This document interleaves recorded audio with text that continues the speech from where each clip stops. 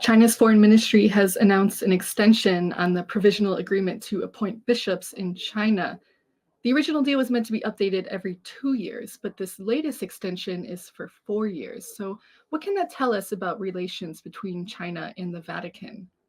Yeah, I think from the progress, it means that the provisional agreement has been more stable based on the past few years' experiments. Also, I think the Vatican has abundant experience before negotiating bishop appointment issues with different countries. And it is a provisional agreement, which means that it is still under experiment. They have to test whether it works in China. So now, from every 2 years, they have to renew the agreement now to every 4 years, which means that the experiment is going well.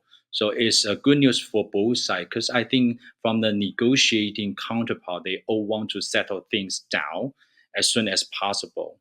Strengthening relations with China has been a goal for Pope Francis, but he's also faced criticism for this deal specifically. Why is that?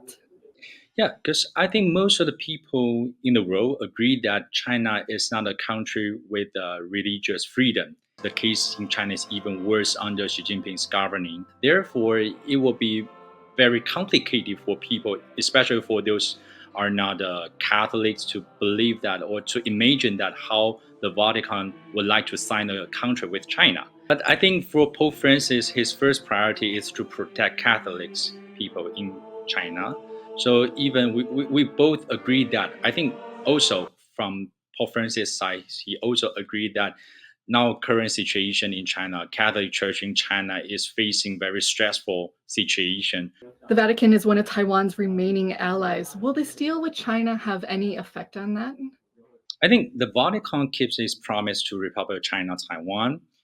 We still have our ambassador in Rome, and we have their charge d'affaires in Taipei for more than 40 years. They also keep aiming for equilibrium on both sides. So we can see that they have renewed the agreement at the end of September, but they announced it only before the expiration of the last one, the last version. It technically avoided showing support for either side during our National Day celebration period. So it escaped from this very dangerous situation. And also, in the early of the month, the Vatican sent its papal representative, Cardinal Tong Hong, to Kaohsiung to support our Taiwan Bishop Conference holding the National Eucharist Congress of Taiwan on October 5th. So they try to manage the balance for both sides, for the cross both sides.